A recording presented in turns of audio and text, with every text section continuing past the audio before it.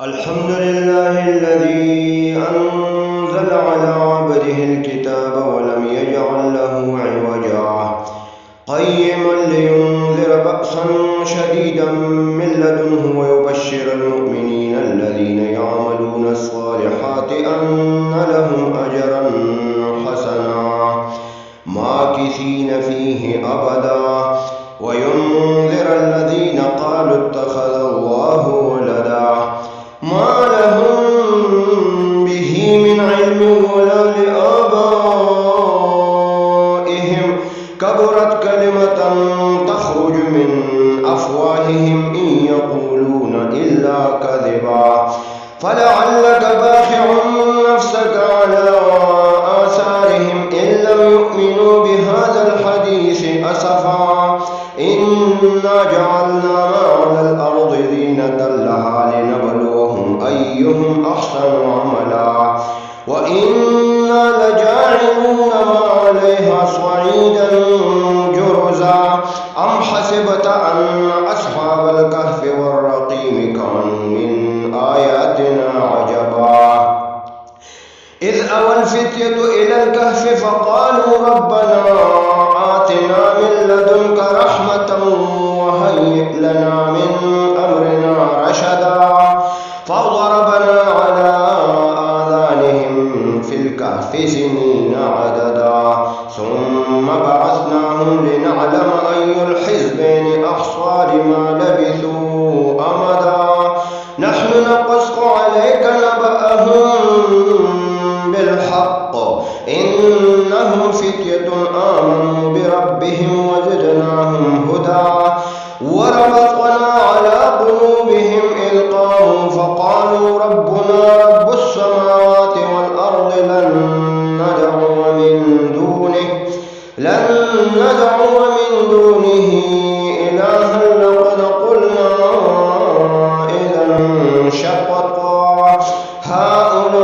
هؤلاء قوم اتخذوا من دونه آلهة لولا يأتون عليهم بسلطان بين فمن أظلم ممن افترى على الله كذبا وإذ اعتزلتموهم وما يعبدون إلا الله فأووا إلى الكهف ينشر لكم ربكم من رحمته ويهيئ لكم من أمركم مرفقا وترى الشمس إذا طلعت تزاور عن كهفهم ذات اليمين وإذا غربت تقرضهم ذات الشمال وهم في فجوة منه ذلك من آيات الله من يهد الله فهو المهتد ومن يضلل فلن تجد له وليا مرشدا وتحسبهم أيقاظا وهم رقود ونقلبهم ذات اليمين وذات الشمال وكلبهم باسط ذراعيه بالوصيد لو اطلعت عليهم لوليت منهم فرارا ولملئت منهم رعبا وكذلك بعثناهم ليتساءلوا بينهم قال قائل منهم كم لبثتم قالوا لبثنا يوما أو بعض يوم قالوا ربكم أعلم بما لبثتم فبعثوا أحدكم بورقكم هذه إلى المدينة فلينظر أيها أزكى طعاما فليأتكم برزق منه وليتلطف ولا يشعرن بكم أحدا إنهم إن يظهروا عليكم يرجموكم أو يعيدوكم في ملتهم ولن تفلحوا إذا أبدا إنهم إن يظهروا عليكم يرجموكم أو يعيدوكم في ملتهم ولن تفلحوا إذا أبدا وكذلك أعثرنا عليهم ليعلموا أن وعد الله حق وأن الساعة لا ريب فيها إذ يتنازعون بينهم أمرهم فقالوا بنوا عليهم بنيانا ربهم أعلم بهم قال الذين غلبوا على أمرهم لنتخذن عليهم مسجدا سيقولون ثلاثة رابعهم كلبهم ويقولون خمسة سادسهم كلبهم رجما بالغيب ويقولون سبعة وثامنهم كلبهم قل ربي أعلم بعدتهم ما يعلمهم إلا قليل فلا تمار فيهم إلا مراء ظاهرا ولا تستفت فيهم منهم أحدا فلا تمار فيهم إلا مراء ظاهرا ولا تستفت فيهم منهم أحدا ولا تقولن لشيء إني فاعل ذلك غدا إلا أن يشاء الله واذكر ربك إذا نسيت وقل عسى أن يهديني ربي لأقرب من هذا رشدا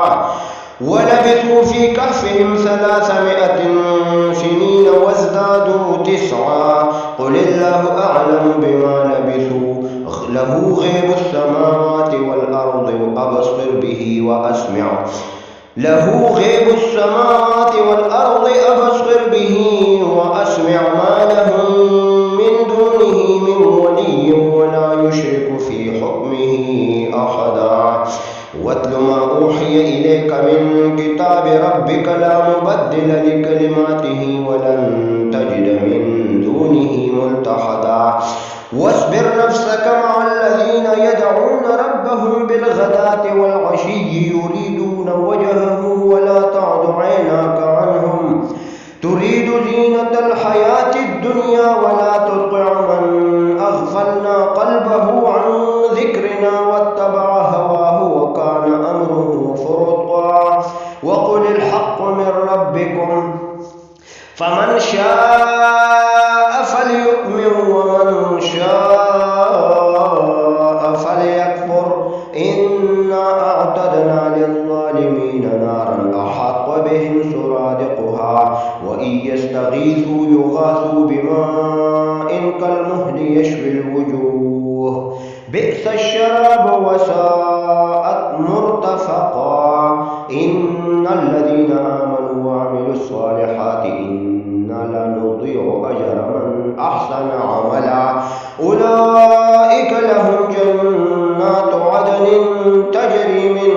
تحتهم الأنهار يحلون فيها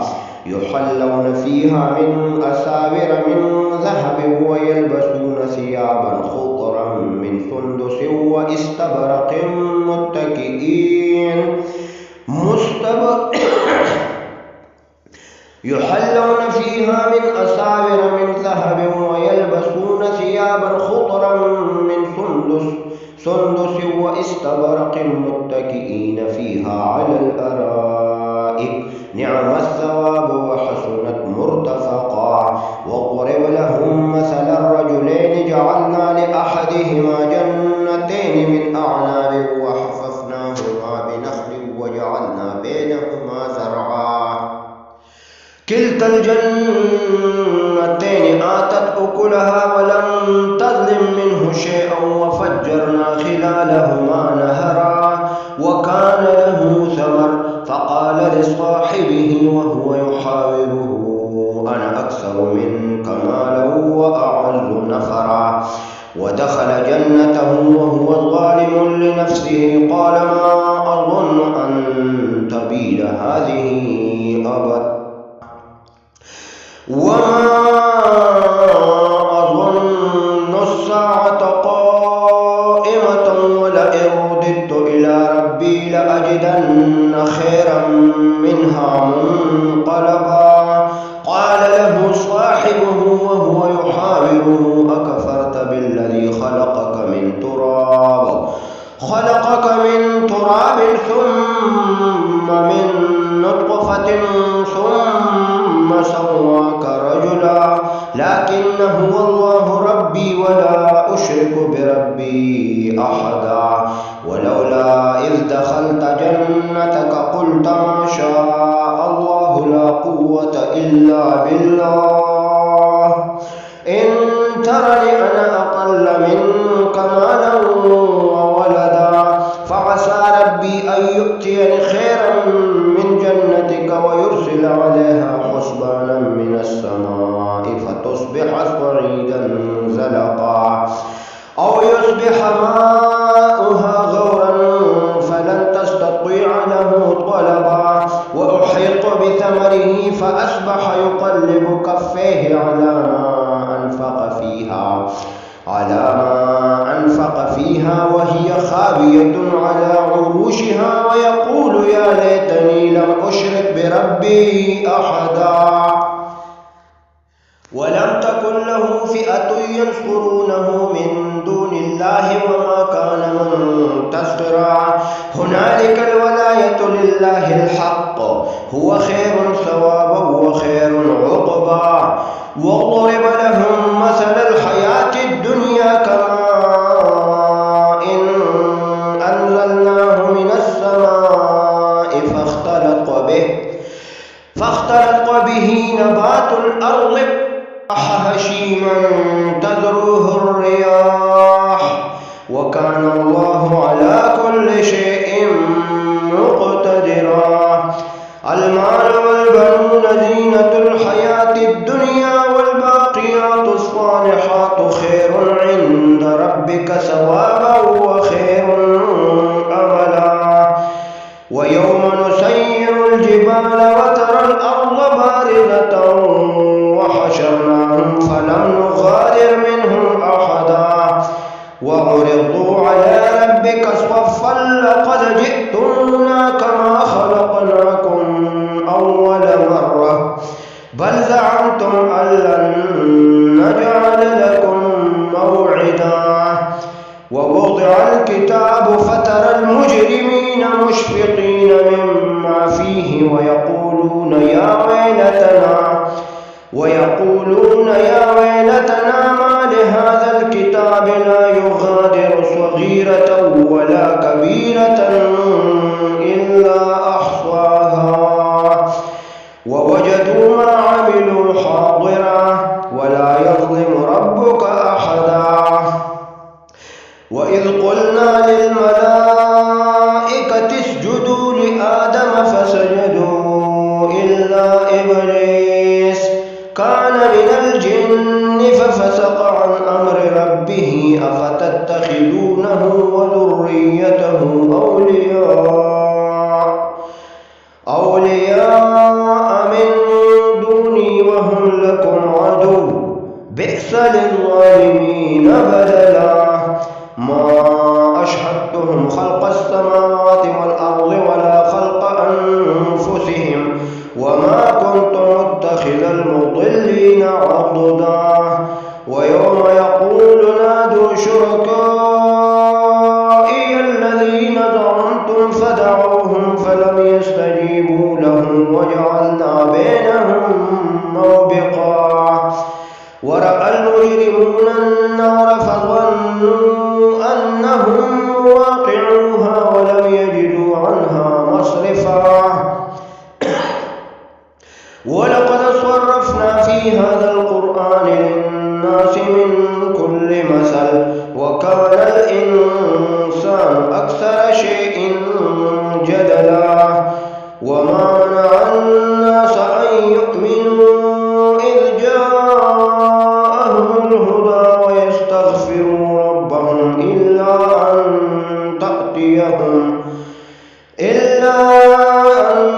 تأتيهم سنة الأولين أو يأتيهم العذاب قبلا وما نرسل المرسلين إلا مبشرين ومنذرين ويجادل الذين كفروا بالباطل ليدحضوا به الحق واتخذوا آياتي وما أنذروا هزوا ومن أظلم ممن ذكر بآيات ربه فأعرض عنها ونسي ما قدمت يداه إنا جعلنا على قلوبهم أكنة أن يفقهوه وفي آذانهم وقرا وإن تدعهم إلى الهدى فلن يهتدوا إذا أبدا وربك الغفور ذو الرحمة لو يؤاخذهم بما كسبوا لعجل لهم العذاب بل لهم موعد لن يجدوا من دونه موئلا وتلك القرى أهلكناهم لما ظلموا وجعلنا لمهلكهم موعدا وإذ قال موسى لفتاه لا أبرح حتى أبلغ مجمع البحرين أو أمضي حقبا فلما بلغا مجمع بينهما نسيا حوتهما فاتخذ سبيله في البحر سربا فلما جاوزا قال لفتاه آتنا غداءنا لقد لقينا من سفرنا هذا نصبا قال أرأيت إذ أوينا إلى الصخرة فإني نسيت الحوت وما أنسانيه إلا الشيطان أن أذكره واتخذ سبيله في البحر عجبا قال ذلك ما كنا نبغ فارتدا على آثارهما قصصا فوجدا عبدا من عبادنا آتيناه رحمة من عندنا وعلمناه من لدنا علما قال له موسى هل أتبعك على أن تعلمني مما علمت رشدا قال إنك لن تستطيع معي صبرا وكيف تصبر على ما لم تحط به خبرا قال ستجدني إن شاء الله صابرا ولا أعصي لك أمرا قال فإن اتبعتني فلا تسألني عن شيء حتى أحدث لك منه ذكرا فانطلق حتى إذا ركبا في السفينة خرقها قال أخرقتها لتغرق أهلها لقد جئت شيئا إمرا قال ألم أقل إنك لن تستطيع معي صبرا قال لا تؤاخذني بما نسيت ولا ترهقني من أمري عسرا فانطلقا حتى إذا لقيا غلاما فقتله قال أقتلت نفسا زكية بغير نفس لقد جئت شيئا نكرا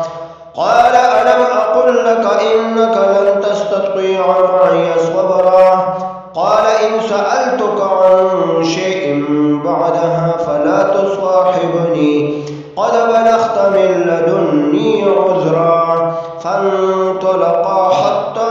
إذا أتيا أهل قرية استطعما أهلها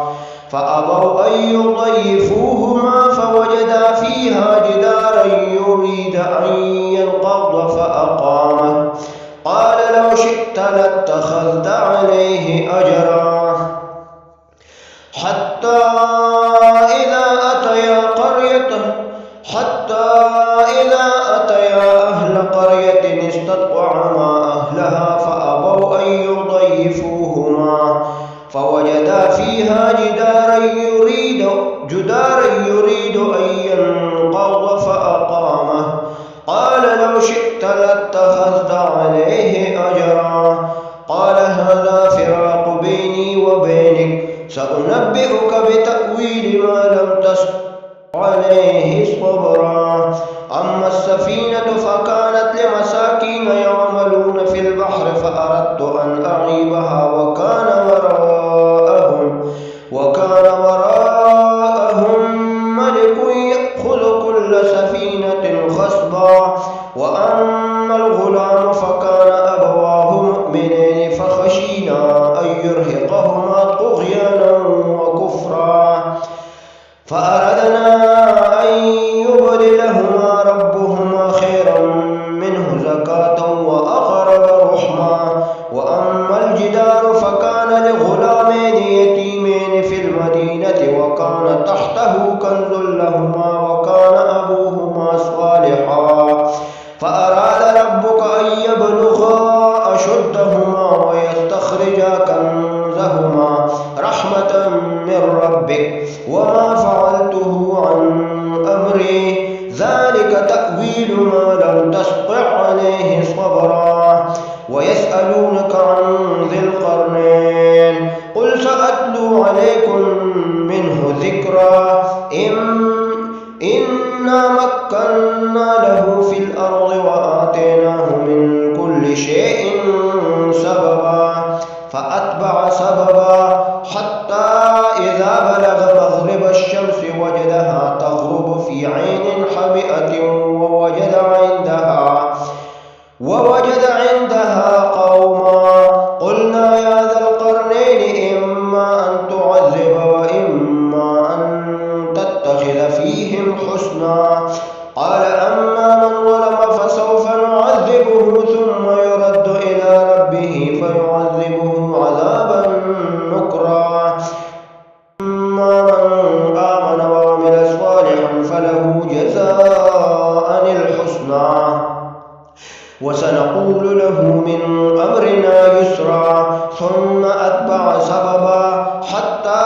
إذا بلغ مطلع الشمس وجدها تطلع على قوم لم نجعل لهم من دونها سترا كذلك وقد أحطنا بما لديه خبرا ثم أتبع سببا حتى إذا بلغ بين السدين وجد من دونهما قوما لا يكادون يفقهون قولا قالوا يا ذا القرنين إن يأجوج ومأجوج مفسدون في الأرض فهل نجعل لك خرجا على أن تجعل بيننا وبينهم سدا قال ما مكنني فيه ربي خير فأعينوني بقوة أجعل بينكم وبينهم ردما آتوني زبر الحديد حتى ساوى بين الصدفين قال انفخوا حتى إذا جعله نارا قال آتوني أفرغ عليه قطرا فما استطاعوا أن يظهروه وما استطاعوا له نقبا قال هذا رحمة من ربي فإذا جاء وعد ربي جعله دكا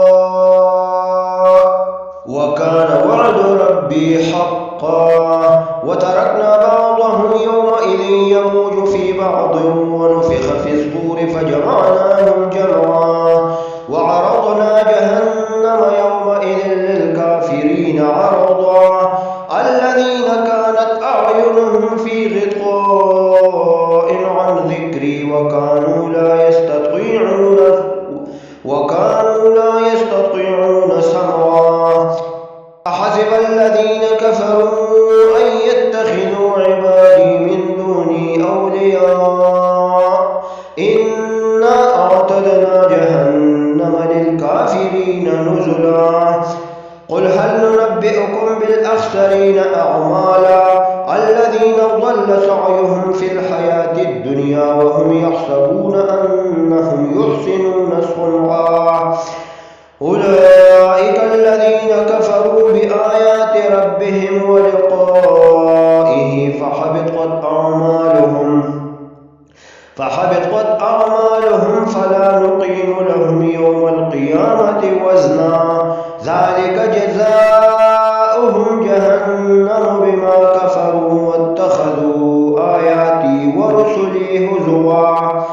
إن الذين آمنوا وعملوا الصالحات كانت لهم جنات الفردوس نزلا خالدين فيها لا يبغون عنها حولا قل لو كان البحر مدادا لكلمات